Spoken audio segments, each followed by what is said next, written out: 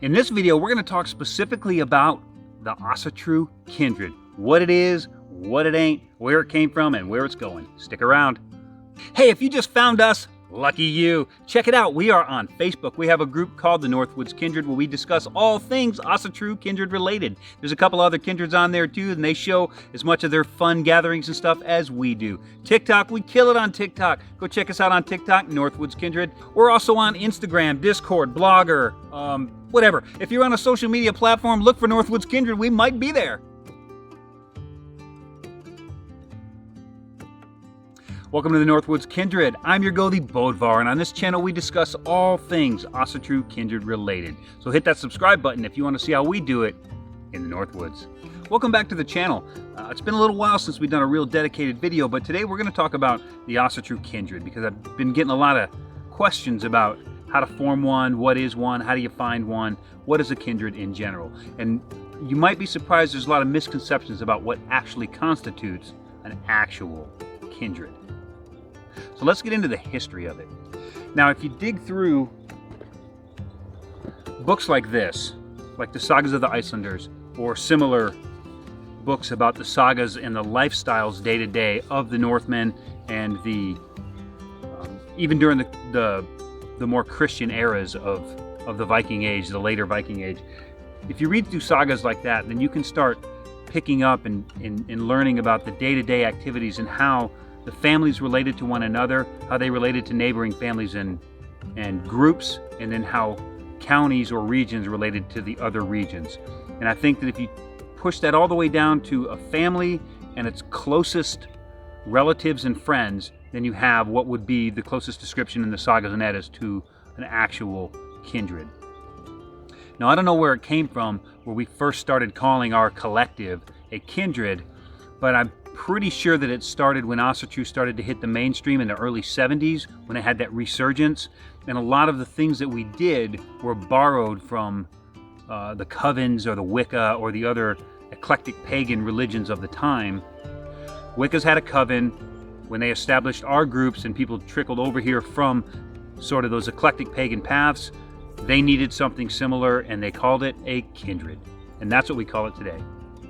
It's obviously the root word of the kindred is kin, and kin would be your relation to your relatives, your family. Obviously that's not where it starts, because a lot of us, our family or our relation, are nowhere near following the same paths that we are. The kindred is based on the family unit, but it's more of a family that you choose as opposed to the family that you're related to. So there's a clear distinction there between your kin and your kindred.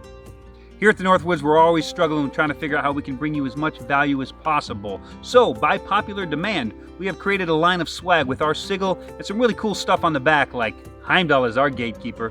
If you can identify with that and you want to bring some value back to us for the value we give you, we would very much appreciate it. Check out the link in our link tree. So the modern kindred is very much like the old covens or the collectives, the pagan collectives of the old days, in that we have come together to honor the gods, but we come together in a little bit more of a special way, in a way that actually makes us closer than family in a lot of respects. When we joined the Galahorn Kindred, we came on as guests. I was an active duty Marine.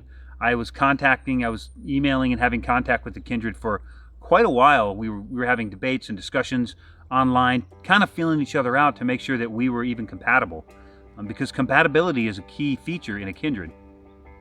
The kindreds that I've seen that have just thrown a bunch of people together and called it a kindred have always collapsed. There's always been infighting, deception, thievery, and lies, and all the other things that a loose group of people thrown together, those are the types of problems that they involve. But when you get a collection of people who actually think alike and click in a certain way, then you're on some real good solid footing for building a strong kindred. That's what we had with the Galahorn. And it was probably close to a year before we ever became full members of the Galahorn Kindred. And that was after a lot of gatherings. We had a child born, a naming ceremony, a lot of different events, life events took place in relation to that kindred before we were ever asked to become a full member of the kindred. Because it's not like a situation where you move to a new town, you go to the local Episcopalian church on the corner, and you're automatically a member of the church, and you're invited to all the picnics and all the other things. We don't run things the same way as those churches do. So I think In a lot of cases, people still hold on to that description in the back of their head, as in a kindred as being a church or a collective, and they see that they have some sort of a right of attendance because you're there and you're honoring the same gods, that they have a right to attend. So when we met the Gallahorn Kindred, we met them via online. We had connected with them through a database that was on the website of the Asatru Alliance. So the Asatru Alliance was a collection of independent kindreds. So these kindreds, they all had their own ideas, their own mindset, their own makeup, and they were independently governed, but they allied together for the Asatru Alliance. And the only way to be a member of the Asatru Alliance was to be a member of a member kindred. So the membership process to joining the alliance was a long one. You would petition your kindred for membership into the alliance, and then you would go on to a probationary period, providing that you were accepted. You would go on to a probationary period of at least 1 year, in which case you would come back, or a representative would come back to the next alliance gathering or all thing, and they would vote on you, or they would extend your probationary period until such time as your kindred has established itself in the Asatru community and established yourself as a good, honorable kindred. There are still a lot of really good kindreds that are connected there. So one place to start to look, if you want to connect with a kindred in your area, is maybe check the Asatru Alliance Kindred database and see if there's any kindreds in your area where you can contact them and maybe petition to see if they will meet with you or have you at a gathering. And later on in this video, if you stick around to the end, I'll actually talk about some tips and tricks and some things that you can do to make yourself a little bit more marketable to those established kindreds, so they'll be a little more likely to have you, and if they do have you, they'll be more likely to have you back. So that was a little bit about the history. Now let's talk about now, because really the history is only relevant to certain people that were around there. Let's talk about what it's evolved into and what we can call a kindred now. For starters, there's a lot of groups online, Discord groups, online communities, Facebook groups that are calling themselves a kindred. And I'm not gonna say that they're wrong, because I try not to say people are wrong, but just because I name my dog Kitty and he comes when I say kitty, kitty, kitty, kitty, it doesn't make him a cat. So you can't really just assign a name to something if you don't really fully understand it. You have to understand that a kindred, the root word is kin. So if you don't know somebody and love somebody and support someone like family, an online community that's like, yeah, we got your back, we support you 100%, that's all just lip service and words. And it doesn't do justice to the word kindred. I say we create a new word for that, because it's not saying that it's nothing. It's certainly not nothing. It's something, but it's not a kindred. So I prefer to call something like that a group or a collective, because I think it's a little bit more descriptive, because it is a collection of people who generally think the same and generally support each other, if not physically, then at least in spirit. So I think a collective would be a better word for those online communities. They can call it what they want, but like I said, if I call my dog Kitty, he's still not in a litter box. He's still a dog. So the other poor use of the word kindred are these meetup groups.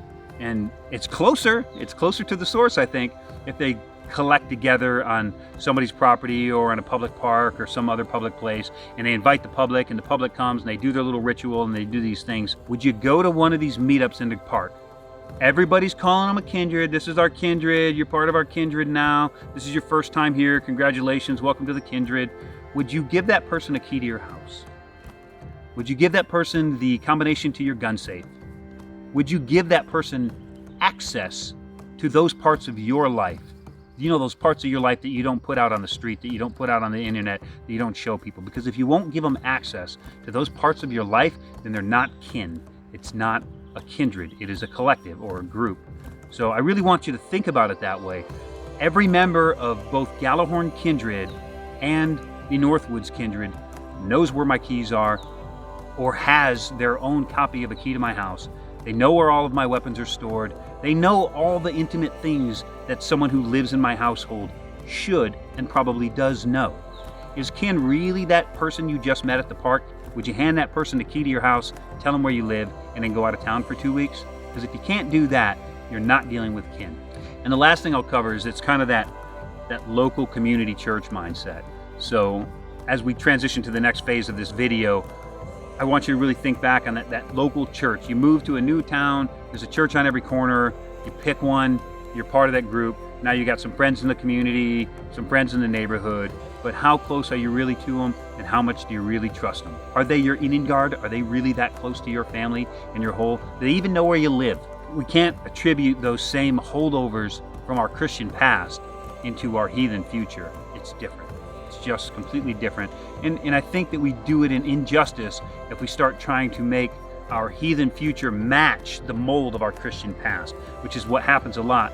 When people hear of a kindred, they think it's like the local church, and they think they have a right to attend.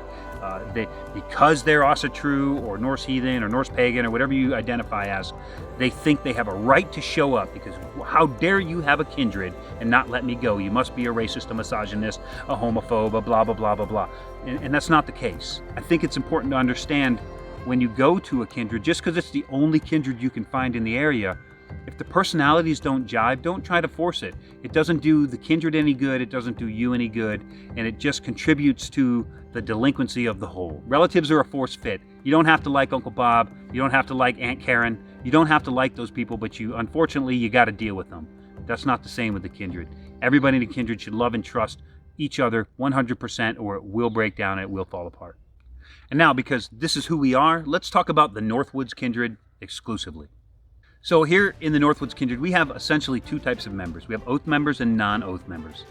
And our oath members are members that obviously have proven themselves time and time again that they are trustworthy, they are loyal, they are dependable, and they are there when we need them, and we are there when they need us. So we have proven with the oath members of the kindred that we click, basically. And we have non-oath members. So a non-oath member could be the longtime girlfriend of an oath member. Non-oath members would be like our children that are not old enough to really have a say or a vote, but they're here, they contribute, they participate, they're a part of the kindred because they are our family, and they're as trusted as any member could be. So above and beyond the oath and the non-oath members, we have guests. Occasionally those guests are not even Asatru.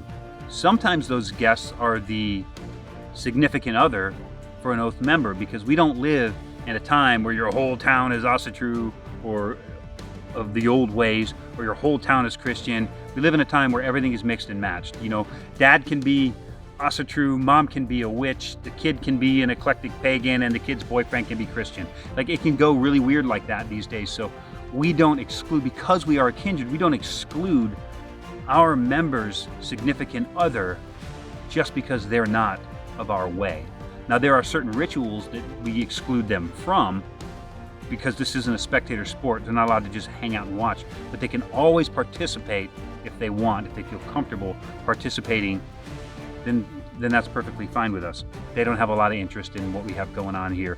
But if we lock the door and put up the black curtains and say you can't see what goes on in here because you're not of our people, for one, that makes us hypocrites. And for two, it makes it harder on our members, because now they have to try and explain to their other what goes on behind closed doors, and what's all the secrecy, and are you in a cult, and all that kind of stuff. Our doors are wide open to the important people in our members' lives, so that they can come witness it, experience it, decide whether or not they even want to change. But you can't possibly expect a member's significant other to ever want to go this route. They never get to see it from the inside. Our doors are open and inclusive, especially to those that are important to our own members, regardless of the way that they think or how they pray. So oath members, generally speaking, they've been non-oath members for a while. They show up when they say they're going to show up. They've been consistent and dependable for the times that they've been coming. So anywhere from 6 months to a year, there's someone that we think that we can depend on as our kin. Somebody in the kindred will bring them up. It's never a formal date or anything. It's like, hey, you know, I've been watching this guy, and I think it's about time we should bring him up for a vote. And we're like, okay, that sounds good. And that's one of the things we'll do when we have a kindred meeting, is we'll vote on new members or inviting old members back or anything like that. We'll do those things as a collective. And really, that's all the oath member is the member that has a vote on how the kindred is run. What are we doing next gathering? Where is it going to be held? Are we going to oath this guy into the kindred? Are we going to allow these guests to come back? Those are really the important decisions that a kindred has to make. So once a member is oathed in, They're not oathed in as you will be loyal to the Northwoods Kindred above all else. And, it's none of that corny cosplay stuff. Really what it is they're professing in front of witnesses that their loyalty to the gods is unwavering and that they are Asatru to stay. So if they break that oath, it's not against us. It's not something that they're oath to us. They're oath to the gods. And if they decide that they want to go back and be Episcopalian or whatever, that's between them and the gods, not us. They're free to come and go as they please. That's what the oath is about. And I know some kindreds do it differently. Maybe some kindreds oath them in, like you swear allegiance to our kindred or swear allegiance to our Gothi or whatever, but that's not the way Gallahorn does it, and that's certainly not the way that Northwoods Kindred has chosen to do it as well. And every kindred has their own collection of rules. They're either posted or not. The important ones you will probably hear. We don't do this, we don't do that, we don't say this, we don't say that. This is how our rituals are conducted, this is how they're not. So pay attention, and if the rules aren't clear, then ask for clarification. And if you come with other people, like your kids and your spouse or whatever, make sure that they understand the rules too. I don't know any kindreds that have a big giant laundry list of rules that are there just to make things difficult. The rules are there for a reason. Generally, they have their reasoning behind it, and if you want to understand those reasonings, ask them. So in short on the rules, follow the rules if you're given rules. If you're not given rules, then don't worry about it, and just try to be a good guest. If you wonder what it takes to be a good guest, read your Havamal. It'll tell you. So, now, if you are new to heathenry, which many are, and it's okay, 2, 3 years, 4 years even, that's new to heathenry. We, collectively, as heathens, have been doing this pretty regularly since about the early 1970s. So a couple of years, at the rate that this is growing and changing, is new. To the guys that have been around 20 and 25 and 30 and 40 years, to them, a couple of years is new. Accept that you're new, accept that you don't know everything, and just be willing to listen and learn. And by all means, if you have an argument, argue, or at least be able to articulate the differences in your opinion and theirs, but understand that you are kind of new to the game, and some of these roads that you're traveling down, we've already been down and back. Some people will save you from the journey and say, like, that's a dead-end street, or some people will be like, hey, head on down there and check it out and let me know what you find, because they already know what you're going to find. So if you're lucky enough in your area to find an established kindred, one that's been around for a little while and maybe has their business together, so here's a little tips to dealing with the established kindred, and including dealing with this kindred if you happen to be up in this area. And any other kindreds that I know around the United States would most likely agree with me. But if you're the leader of a kindred, a chieftain, or a Gothi, and you don't agree with me, absolutely put it down in the comments. You let me know the differences or the things you agree with and don't agree with on this whole video, maybe not just on this last section. But this last section is very much pointed at those of you who are looking for a kindred or a group in your area and you actually find one, because that's when the magic starts to happen.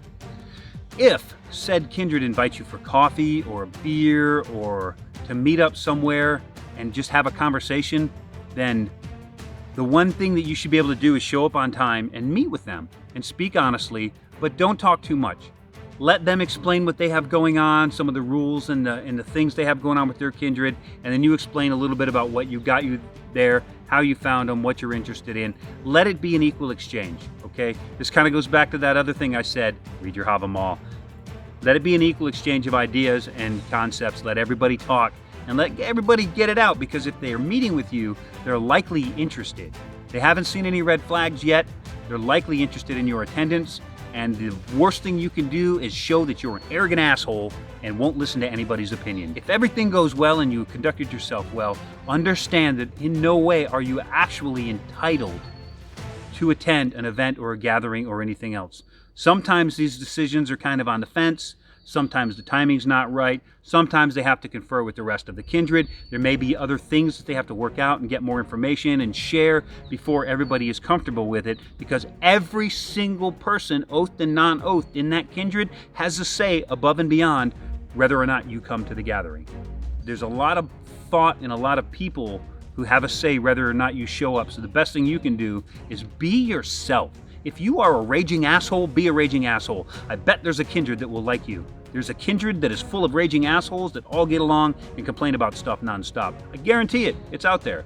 If you are a nice person, be nice. And listen and be attentive to the conversation. And that is one of the good ways to get invited back. But at no point ever think that you're entitled to the next step. So coffee does not equal a gathering does not equal another gathering, 2 or 3 gatherings does not equal a 4th or a 5th. Just understand that. We'll say you got through that initial interview process online, you met up, you know, it's all romantic, everybody had a great time, they'll talk to each other. Believe me, on the kindred side, sometimes we get excited about new members, and on the member side, they get excited about a new kindred, and sometimes that doesn't work out. Sometimes you might get invited to a single gathering, and for some reason, it just doesn't fit. It's just not a good chemistry. And maybe it's not explainable, maybe you didn't do anything wrong, but there's personalities at play here, there's attitudes, there's education, there's a lot of things that go into a good, solid, foundational friendship. Now that doesn't necessarily mean you're excluded forever. It may just be something that takes a little bit longer for people to process and come to terms with and decide whether or not to have you back. But one gathering does not mean you're guaranteed to do another. And just because you've done a few, you should still wait to be invited to the next gathering. For instance, our gatherings are generally on the 3rd Saturday of every month.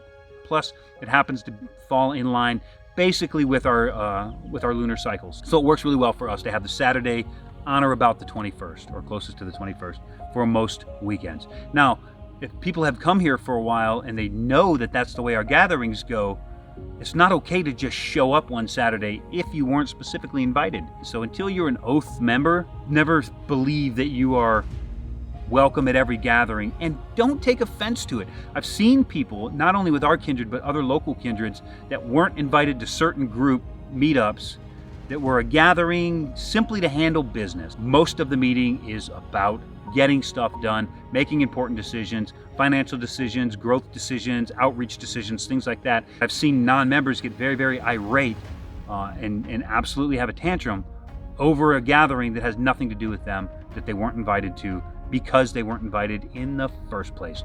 It's been happening all over Asatru since the 70s. Don't be that guy. If you're not invited, it's just because it's not relevant to you and your place and station in the kindred at that moment. It is not personal. So here at the Northwoods, we're not purposely looking for growth right now. We've still managed to go out and meet a few people. We've even had guests here. We decided when we started this channel just back in January that we weren't going to look for any new members this year, but we weren't going to exclude people either. But you have to understand that we, as a kindred, we absolutely adore each other. We are best friends in every sense of the word. We are there for each other 100%. Now, I can't imagine any group of people anywhere that wouldn't want more of that. And we want more of that. We love the size and the interaction we have with our kindred now, but to add 1, 2, 3, 4, or 5 more people is absolutely within our capabilities, and we would love it to have that much more strength and reliability in your own little kindred, your SIPA, your stead, your group. Would just make it that much more valuable for every member. And you will find that if you rush through this initial process, this feeling out, this love making, this getting to know everybody, this learning your ins and outs and your bad habits and your good habits, if you rush through this process, you're destined for failure because the surprises may come up at the wrong time. Now, we have kinsmen, myself included, that have, since most of us, the men in the kindred, are veterans, combat veterans at that, we all have our own little demons and disturbances, but it's at the point with our kindred right now where I can see it. I can see it in Sindri's eye if he's getting ready to go to one of those places, and I know how to get him back. And he can see it when I'm about to go to one of those places, and he knows how to get me back or to rescue me from going down a rabbit hole. Because we didn't rush anything, because we were friends first and kinsmen second, and family, inevitably forever. So just keeping that in mind, understand that some people just don't fit. It's nothing against the people in general. I'm sure that there are plenty of kindreds out there that if I was to visit them, I would not fit. They would ask me to not come back, and I'm okay with that. Some personalities don't mesh. Some people don't fit. The idea of having your own kindred SIPA stead collective is that you find people who fit. You don't just find a whole bunch of random cats and dogs who honor the same gods, because it will inevitably implode. Just understand, if you don't fit, you don't fit. move on, or create something. Build your thing with people that you mesh with. It's okay to not fit in with everybody else. It is okay if your personal brand of weirdness doesn't mesh with their personal brand of weirdness. That is perfectly okay. Nobody says that all people have to get along. It's never been that way in the history of our people. It's never been that way in the history of our planet. And it probably hasn't been that way in the history of our universe. If you are lucky enough to be invited to a gathering, oh, please don't cancel at the last minute. Last minute, I'm saying like anywhere between a week before the event. Understand, food is purchased, arrangements are being made, tables are being set, plans are being made to incorporate you or other guests or new people into it. Even if this is your third or fourth visit, don't cancel at the last minute. It's very rude to the host, and it's very unlikely that you'll get another invite if you cancel at the last minute, especially if you do it more than once. And we've had that. We've had people cancel on us 1, 2, and 3 times in a row. There's a point where we just quit asking. And that also goes for your first meeting for coffee. Now, all that other garbage aside, if you were the right people, you met up, you got invited to a gathering, you're going to show up, again, read your Hava Mall. Bring a contribution to the feast. Most kindreds will say, we're having a potluck, we already have the main dish, we're looking for sides, we're looking for sodas, we're looking for snacks, we're looking for desserts, we're looking for this or that. Most of them will, and if not, then ask them, like, hey, what can I bring? If they say don't bother to bring anything, grab a pack of cookies on the way or a box of soda. You can bring something. It does not matter. Always bring something. Never, ever, ever show up empty-handed. And our kindred is amazing for that. I swear sometimes these guys got to mortgage their boat in order to buy food for this kindred. They come with truckloads, and I don't know where it comes from. And we eat like kings all weekend. But everybody comes like that. We come with snacks and desserts and meats and side dishes and other snacks and breakfast foods. And it's just something about this kindred. We love to eat, we love to gather, we love to cook together. We like to try fancy dishes. We love fancy meat and cheese platters. It just works well because it's us. It's the way we are. But if you're not in a situation where that's, financially capable or whatever, anybody can afford a little thing of cookies or a case of soda just to come, not be empty-handed, and contribute. And a bare minimum, if you can't afford anything else, stop on the road, pick a bundle of flowers and give them to the host and the hostess. Give something. Show up fully when you show up. And so the last tip, I think, once you get to the point where you've met a kindred and you're going to gather with them or you're going to go meet with them, is you need to be open-minded. So don't, just because you see something, don't assume something. And I'm going to give you a really, really funny example in a minute. So be open-minded and ask questions. If you have a question, ask it. No one will ever be offended. So after we were friends with Gjallarhorn for quite some time, we'd attended many, many gatherings, and we were basically in the middle of like this little man crush love affair between me and my Gothi Haken. Like we were friends, we were talking on the phone all the time, but we still hadn't known each other but maybe 6 or 7 months in person. So we show up to a gathering one day, and we showed up a little bit early because traffic was light in Southern California. Who would have thunk that, right? We show up a little bit early, and he's in the shop, so he comes out of the shop, and he's got white powder all in his mustache, and I'm thinking, have I been coming to this guy's house all this time as active duty military, and he's a damn cokehead? Is this what I'm getting into?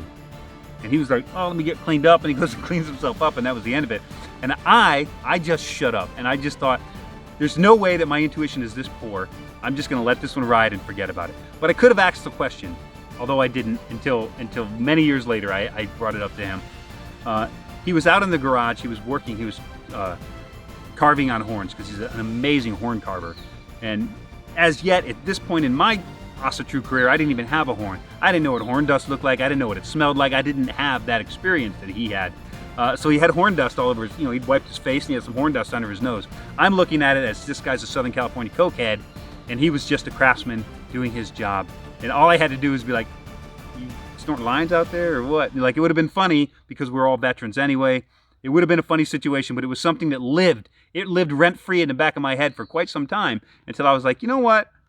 I got to ask you a question. Once we were already members and best friends and friends for a long time. So just don't be afraid to just ask the question. Kind of a funny story, could have gone either way, but that was part of our history with the Galahorn. If you really want to know what the inner workings of a kindred look like, of course, subscribe, stick around this channel. You know that we show our gatherings. We have our gathering vlog that shows an edited version, all the highlights of what goes on. Everything that's in between that is usually just moving to and from whatever we filmed and having a good time. And then of course all our rituals and everything are cut up and they're here and they're on TikTok. So we're really opening the doors and letting you see what goes on inside of our gathering. It's pretty well unfiltered. Now here with the Northwoods Kindred, one of the things we do is we meet with people. And sometimes we have guests, sometimes we just have coffee with them. So it's important to understand the distinction. We are always up for meeting with people, making new friends, and helping people get their own thing going. Sometimes we have guests, sometimes we have guests back, but we're not under any obligation to continue to invite people here that don't actually mesh with us. Now, unless we've told you specifically to pound sand and never come back, you're probably going to get invited back at one point or another. There's a lot of reasons for a lot of that, but we're not always looking to add to our numbers. Sometimes it's nice to have friends in the community. Everything is a process, and the process here begins with getting to know people. There's a background check, a full background check. There's an application that you got to fill out, an application process. We want to know some things before I have you come over and sleep on my couch for the whole weekend for a 3-day or 4-day gathering. I got to know you're not a pedophile. You're not a drug dealer or some weird stuff that I'm not okay with. I have to know these things about people before I allow them that level of candid access to my life and my family. If that makes sense. And I think that if you build a kindred and you don't do that, you might be setting yourself up for failure. You should absolutely do everything in your power with the internet and all the resources we have to vet those people that you will hope to eventually call a kinsman. You can't take everybody at their word. Not every heathen is an honorable person. I have to say that loud and clear. Not every heathen is an honorable person. We want to help our fellow heathens. We want to support them. We want to trust them. But not everybody that claims this path is an honorable person. Some people are downright scoundrels. So know that and adjust for it. Kind of a little side note here. If you have contacted us and we have met with you, or we're planning on meeting with you and we specifically sent you this video and said, watch this video before we link up. There's a reason for that. For one, now you understand our mindset, where we're coming from and the way we think. We have to let you know that we film our gatherings. We film every portion of it. There is no part of our gathering where the camera isn't rolling. The rest of our kinsmen have come to terms with that. We discussed it very fully. We discussed the ins and outs of it. There are some things that we exclude because sometimes people let their hearts out. We never broadcast our kinsmen or our guests' words. The only people whose words ever get broadcasted, other than a little joke or a laugh or a giggle here and there, in ritual, is mine and the Gidya. That's it. Because we have to honor their own privacy and thank them in that respect for letting us film them. But we are always filming. So if somebody wants to be a part of this group, that's an added difficulty that you wouldn't have with any other normal Asatru Kindred, is that you have to be willing to be filmed. If you were to be a part of this group and you were to come to a gathering, even as a guest, or multiple gatherings as a guest, you have to know that you're willing to be filmed, and that's going to come with signing a waiver that says that we can film you and we can broadcast your likeness, your image, whatever. It's not a Hollywood, we own all rights to you, that kind of garbage, but it is something that just gives us the some leg to stand on and say that we film our gatherings. We gather and we film them for the purpose of educating our community, the Asatru community, the Norse heathen, Norse pagan community, and show them what a gathering should look like, at least in our world, what we think a gathering should look like, the way we do things and the way we conduct ourselves. We want to show that to everybody, and we want to be an example, and we want to give people something to strive for. We can't do that if we can't film it. So we can't have guests that for one reason or another can't be on film. So that's a very weird limitation that we had here at the Northwoods Kindred. Also, just know, if you happen to do something a little goofy or stupid, we're not going to show it. We're not going to make you look like a fool. We'll make you look like a rock star, because that's what we do. Just to wrap it up, I just want to say I hope that you found this informative. I know it probably wasn't the most exciting video that we've done to date, but it is definitely informative. And if you want to be a part of the heathen community at large, heed these warnings, and then learn from your mistakes, learn from our mistakes, be a part of the community. If it doesn't feel right, it's probably not right. Don't force it. Move on or create something on your own. I hope you got a lot out of that. I'm your Gothi Bodvar, and if you stand before the gods or man, may you always have a kinsman standing behind you to support your cause. Hail the folk. Ja må du leva, ja må du leva, ja må du leva, underår. Ja visst ska du leva, ja visst ska du leva, ja visst ska du leva, underår.